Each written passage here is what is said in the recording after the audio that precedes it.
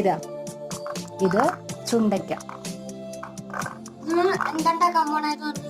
ഇതുകൊണ്ട് അമ്മ ഇന്ന് ലഞ്ചിന് എന്തെങ്കിലും കറി ഉണ്ടാക്കിയാലോ എന്ന് ആലോചിക്കുക. തമിഴ്നാട് സ്പെഷ്യൽ കറിയില്ലേ, നല്ല ടേസ്റ്റ് ഉണ്ടാവും. ചുണ്ടയ്ക്ക കുഴമ്പല്ലേ? ചുണ്ടയ്ക്ക. അപ്പൊ ഇന്ന് ലഞ്ചിന് ചുണ്ടയ്ക്ക കൊണ്ടുള്ള നല്ലൊരു തമിഴ്നാട് സ്പെഷ്യൽ കറിയാണ് കേട്ടോ. ഓക്കെ. ഹലോ, എല്ലാവർക്കും മക്കുട്ടൻസ് കിച്ചണിലേക്ക് സ്വാഗതം. എല്ലാവർക്കും സുഖല്ലേ? ഇന്ന് ഉച്ചയൂണ് സ്പെഷ്യലായി തമിഴ്നാട് വത്തക്കുഴമ്പാണ്. അതായത് നമുക്ക് എല്ലാവർക്കും അറിയാം, ചുണ്ടയ്ക്ക, ചെറിയുള്ളി ഇവ രണ്ടും ഉപയോഗിച്ച് ഉണ്ടാക്കുന്ന നല്ല കിഡിലൻ കറിയാണ്. ഇതുണ്ടെങ്കിൽ വയറ് നിറച്ച് നമുക്ക് ചോറുണ്ണാം. അപ്പൊ ഇന്നത്തെ സ്പെഷ്യല് ഇതാണ് കേട്ടോ. അതുപോലെ തന്നെ ഇന്ന് മനുക്കുട്ടൻസ് കിച്ചണിന്റെ റെസിപ്പി ട്രൈ ചെയ്ത് രണ്ടുപേർ നമുക്ക് ഫോട്ടോ അയച്ചു തന്നിട്ടുണ്ട്, ഞാൻ ഉൾപ്പെടുത്തിയിട്ടുണ്ട്. അപ്പൊ നമുക്ക് റെസിപ്പിയിലേക്ക് കടക്കാം. അതിന് വേണ്ടിയിട്ട് നമുക്ക് മസാല റെഡിയാക്കണം. ഫ്ലെയിം ഓൺ ചെയ്ത് പാൻ വെച്ച് പാൻ ചൂടാവുമ്പോൾ അതിലേക്ക് കുറച്ച് മല്ലി ആഡ് ചെയ്ത് കൊടുക്കുകയാണ്. എല്ലാം നമ്മൾ കഴുകി വൃത്തിയാക്കിയിട്ടാണ് നമ്മൾ ചൂടാക്കി എടുക്കുന്നത് കേട്ടോ. മല്ലി നമ്മൾ ചൂടാക്കിയതിന് ശേഷം വേറൊരു പാത്രത്തിലേക്ക് നീക്കി വെച്ചു. ഇത് കടലപ്പരിപ്പാണ്, അതും അതുപോലെ തന്നെ നന്നായിട്ട് ചൂടാക്കി എടുക്കുക.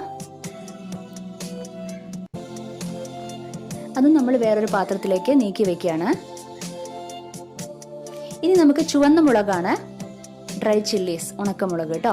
അതും ഒന്ന് നന്നായിട്ടൊന്ന് ചൂടാക്കിയതിന് ശേഷം പാത്രത്തിലേക്ക് നീക്കി വെക്കൂ. അതിനുശേഷം ഇത് പെപ്പർ, കറുത്ത കുരുമുളക്, നന്നായിട്ടൊന്ന് ചൂടാക്കുക, നീക്കി വെച്ചു നമ്മൾ. അതിനുശേഷം ഇത് കറിവേപ്പിലയാണ്. കറിവേപ്പിലയും നന്നായിട്ടൊന്ന് ചൂടാക്കി എടുക്കുകയാണ് നമ്മൾ.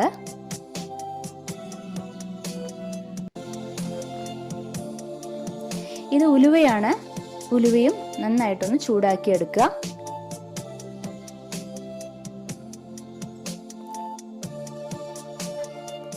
ഇനി ഫ്ലെയിം നമുക്ക് ഓഫ് ചെയ്യാം. ഓഫ് ചെയ്തതിന് ശേഷം ജീരകം ചൂടാക്കി എടുക്കുക, അല്ലെങ്കിൽ ജീരകം പെട്ടെന്ന് കരിഞ്ഞു പോകും കേട്ടോ.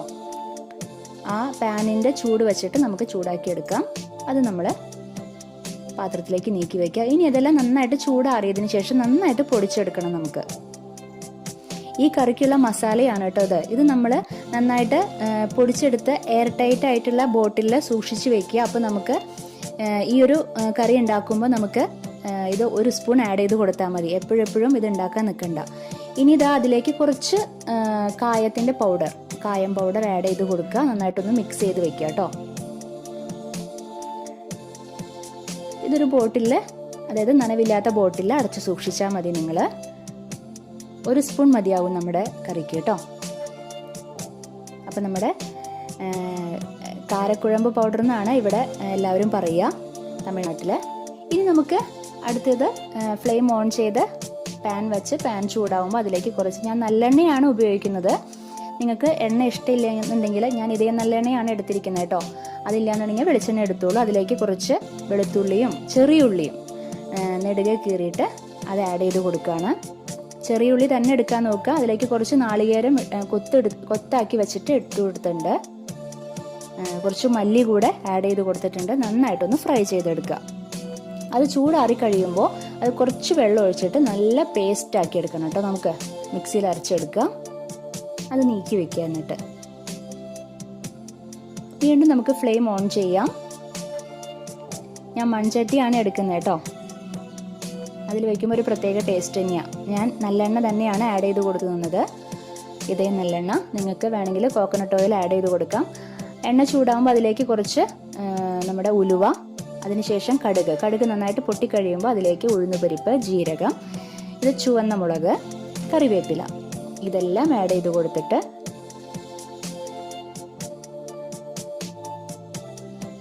നന്നായിട്ടൊന്ന് ചൂടാവട്ടെ. അതിനുശേഷം ഇത് വെളുത്തുള്ളിയാണ്. അത് നീളത്തിൽ രണ്ടാക്കി കട്ട് ചെയ്തതാണ് കേട്ടോ. നന്നായിട്ടൊന്ന് മിക്സ് ചെയ്യുക. ഇത് ചെറിയ ഉള്ളി തന്നെ എടുക്കാൻ നോക്കുക. ഇതും നീളത്തിൽ രണ്ടായി കട്ട് ചെയ്തെടുത്തതാണ്. അത് നന്നായിട്ടൊന്ന് വാടിക്കഴിയുമ്പോൾ അതിലേക്ക് നമ്മുടെ ചുണ്ടയ്ക്ക, അത് നന്നായിട്ടൊന്ന് ചതച്ചെടുത്താൽ മതി. ഒന്ന് നമ്മുടെ ചതയ്ക്കണ ഇതുണ്ടല്ലോ, അത് വെച്ചിട്ടൊന്ന് ക്രഷ് ചെയ്തെടുക്കുക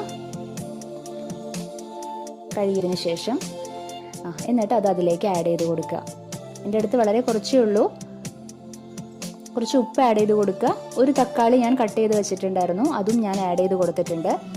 തക്കാളി വേണമെങ്കിൽ പേസ്റ്റ് ആക്കിയിട്ട് നിങ്ങൾക്ക് ആഡ് ചെയ്ത് കൊടുക്കാം കേട്ടോ. എന്നിട്ട് നന്നായിട്ട് അത് വാടി വരണം. നന്നായിട്ട് തക്കാളി എല്ലാം നന്നായിട്ട് അലിഞ്ഞു ചേരണം. കണ്ടില്ലേ? ഈ ഒരു പരുവം വരുമ്പോൾ നമുക്ക് അതിലേക്ക് പൊടികൾ ചേർത്ത് കൊടുക്കാം. മഞ്ഞൾപ്പൊടി, മുളക് പൊടി, നമ്മുടെ ഈ കാരക്കുഴമ്പ് മസാല നേരത്തെ റെഡിയാക്കി വെച്ചിരുന്നില്ലേ, അത് 1 സ്പൂൺ ആഡ് ചെയ്ത് കൊടുക്കാം. എന്നിട്ട് നന്നായിട്ടൊന്ന് മിക്സ് ചെയ്യാം. ഇത് നേരത്തെ പേസ്റ്റ് ആക്കി വെച്ചിരുന്നില്ലേ നമ്മൾ, അതാണ് കേട്ടോ. അത് നമുക്ക് അതിലേക്ക് ആഡ് ചെയ്ത് കൊടുക്കാം. നന്നായിട്ടൊന്ന് മിക്സ് ചെയ്യാം. കുറച്ച് വെള്ളം ആഡ് ചെയ്ത് കൊടുക്കാം. ഇനി ഇതൊരു നെല്ലിക്ക വലുപ്പത്തിൽ പുളി ഞാൻ 1 മണിക്കൂർ കുതിർത്ത് വെച്ചിരുന്നു. അതിന്റെ വെള്ളമാണ്, പുളിവെള്ളമാണ് ആഡ് ചെയ്ത് കൊടുത്തിട്ടുണ്ട്. നന്നായിട്ടൊന്ന് മിക്സ് ചെയ്യാം. എന്നിട്ട് അടച്ചു വെച്ച് ഒരു 10 മിനിറ്റ് നേരം മീഡിയം ഫ്ലെയിമിൽ ഇട്ടിട്ട് നന്നായിട്ടൊന്ന് തിളച്ച് വരട്ടെ. ഇതാ കണ്ടില്ലേ, നന്നായിട്ട് വെള്ളമൊക്കെ വറ്റി എണ്ണ നന്നായിട്ട് തെളിഞ്ഞു വന്നിട്ട് നല്ല കുഴമ്പ് പരുവത്തിലായിട്ടുണ്ടല്ലേ, നല്ലൊരു തിക്കായിട്ട് വന്നിട്ടുണ്ട്. ഈ ഒരു പരുവം വരണം കേട്ടോ. അപ്പം നമ്മുടെ എന്താ പറയുക, ചുണ്ടയ്ക്ക ഒണിയൻ ചെറിയ ഉള്ളിയുടെ റെസിപ്പി റെഡി ആയിട്ടുണ്ട്. നമ്മുടെ തമിഴ്നാട് സ്പെഷ്യൽ വത്തക്കുഴമ്പ്. വളരെ ഞാൻ 100% ഉറപ്പ് തരുന്നു, നിങ്ങളെല്ലാവരും ഇത് തീർച്ചയായിട്ടും ഇഷ്ടപ്പെടും. എല്ലാവരും വയറ് നിറച്ച് ചോറുണ്ണും, അത് ഉറപ്പാണ്. ഇതും അതുപോലെ പൊട്ടറ്റോ ഫ്രൈ, പപ്പടം, ഇതും കൂടി ഉണ്ടെങ്കിലുണ്ടല്ലോ, ഓഹ് എന്താ ടേസ്റ്റ് എന്നറിയോ. അപ്പം എല്ലാവരും തീർച്ചയായിട്ടും ട്രൈ ചെയ്യണം കേട്ടോ. ട്രൈ ചെയ്ത് എന്നോട് അഭിപ്രായങ്ങൾ അറിയിക്കണം. എല്ലാവർക്കും ഇഷ്ടപ്പെട്ടു എന്ന് തന്നെയാണ് എൻ്റെ വിശ്വാസം.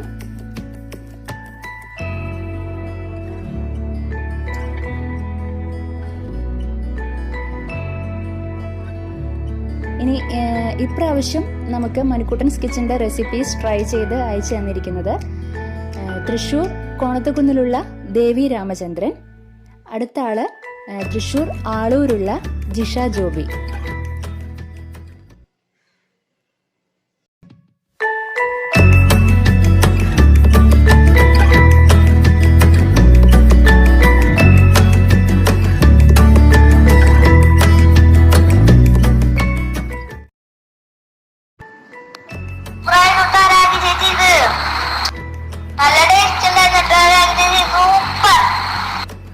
അപ്പോൾ ജിഷ ജോബിക്കും ദേവി രാമചന്ദ്രനും ഞങ്ങളുടെ നന്ദി. ഇനി നിങ്ങൾക്കും ഇതുപോലെ മണിക്കുട്ടൻസ് കിച്ചൻ്റെ റെസിപ്പീസ് ട്രൈ ചെയ്ത് ഞങ്ങൾക്ക് അയച്ചു തരാവുന്നതാണ്. ഇൻസ്റ്റാഗ്രാമിലും ഫേസ്ബുക്കിലും മണിക്കുട്ടൻസ് കിച്ചൻ്റെ അക്കൗണ്ട് ഉണ്ട്. അതിലൂടെ നിങ്ങൾക്ക് ഫോട്ടോ എടുത്ത് അയച്ചു തന്നാൽ ഞങ്ങൾ ഓരോ വീഡിയോയിലും അത് ഉൾപ്പെടുത്തുന്നതായിരിക്കും.